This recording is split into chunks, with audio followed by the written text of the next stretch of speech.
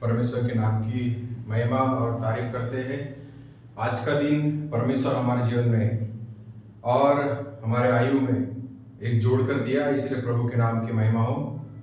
परमेश्वर के प्रियो, वचन में यीशु मसीह के समा के सिद्धांत के बारे में हम कुछ सीखते हैं और समा के सिद्धांत जो है उसके बारे में यूहन्ना रचित सुसमाचार से एक वचन को पढ़ना चाहूंगा।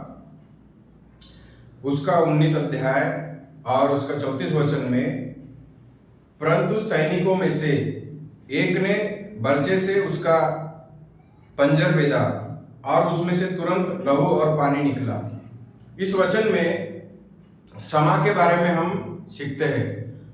प्रत्यक्ष रूप से परमेश्वर के जो बच्चे लोग होते हैं, वो बच्चे लोग क्या करते हैं कि समा करने के बारे में सीखने के लिए उसके मार्ग में चलते चलते उनको बहुत सारा परिश्रम करते जरूर है। उस समय चलते हैं, प्रयत्न करते हैं और प्रभु के समा करने वाला मार्ग को छोड़ देते हैं। जैसा वचन में लिखा हुआ है कि ये जो मार्ग है, हमें प्रभु यीशु मसीह के कुछ नियमों और कुछ परमेश्वर के बातों में हमें ये सिखाता है परमेश्वर के प्रियो कि जो हम वचन सुनते हैं और सीखते हैं, तो यीशु ने जैसा हमें क्षमा किया है, वैसा दूसरों को क्षमा के बारे में क्या कहता है कि यीशु मसीह जो है क्षमा करने वाला है। और एक रोमी सिपाही ने जब कलवरी क्रूस के ऊपर में यीशु मसीह चढ़ा, तो रोमी सिपाही ने क्या किया?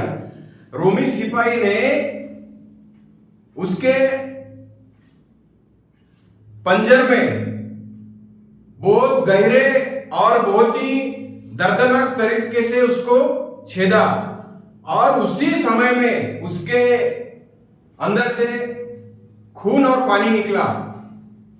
तो ये जो खून है, यीशु मसीह का जो लहू निकला उसके अंदर से, ये हमारे पाप और अपराधों की क्षमा को दर्शाता है। जैसा कि वचन में कहता है, इफिसियों की पुस्तक में 1 अध्याय का 7 में कहता है कि यीशु हमें अपने लहू से हमारे पाप और अपराधों को क्षमा करता है। उसी प्रकार से हमारे जीवन में कितने सारे लोग, कितने सारी परिस्थितियां आएंगी जो हमारे विरोध में होंगी। लोग बुरी बुरी बातें बोलेंगे, लोग हमारा हंसी मजाक करेंगे, लोग हमारा ठट्टा करेंगे, लोग हमारे विरोध में उठेंगे, लोग हमारा मजाक बनाएंगे और लोग हमारे जीवन में कई प्रकार की ऐसी बातों को लाएंगे कि हमारा हृदय भी क्या हो जाएगा, छीन जाएगा। और यीशु मसीह का हृदय जब छीन गया और जब उसके अंदर में पंजर डाला गया, तो उसी समय में क्या हो गया परमेश्वर के प्रियो कि यीशु मसीह ने कहा, हे पिता, इन्हें क्षमा कर। हम वचन में पढ़ते हैं कि इन्हें क्षमा कर। तो रोमी सिपाही को और बाकी को जैसा यीशु मसीह ने क्षमा किया, आप लोगों को ये बात मैं बोलना चाहता हूं कि आपको भाले से और कोई और वस्तु से आपको लोग बेदे या ना बेदे, लेकिन अपने शब्दों से, अपने स्वभाव से, अपने व्यवहार से लोग, जमाना, दुनिया आपके पास में आने वाले और आपके साथ में रहने वाले और आपके अड़ोस पड़ोस में रहने वाले और आपकी संसार में जहां कहीं आप रहते हैं, जॉब करते हैं, आपको सताएंगे। लेकिन क्या आप प्रभु के बच्चे होने के बावजूद भी, आप प्रभु के बच्चे होने के बावजूद भी क्या आपके पास में वो मसीह के स्वभाव को धारण करने के लिए हमारे अंदर में ये कुछ बातों को देखने की आवश्यकता है कि वचन और प्रभु के नियम में ये बात बोलता है कि ये वचन में लिखा हुआ है कि गहरा आत्मिक अलौकिक संबंध है और इसको सीखने के लायक है।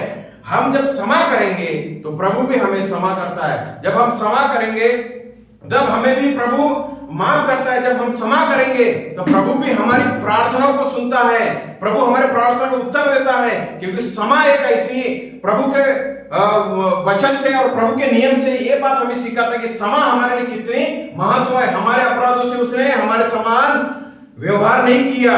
हम चर्च में जाते हैं, प्रार्थना करते हैं, दशमांश देते हैं, हम लोग प्रार्थना के कोई भी कार्यों को नहीं, हम आत्मिक काम में, धार्मिक काम में और सारे बातों में हम लोग चलते रहते हैं परमेश्वर के प्रियो। लेकिन क्षमा की बात आती है, हम दान दशमांश हम हम लोग प्रार्थना, उपवास, हमारा जो कद है वो सबसे बड़ा है, लेकिन जब समय की बात आती है तो हम लोग क्षमा नहीं कर पाते। लेकिन प्रभु का वचन भी लिखा है कि जैसा यीशु मसीह के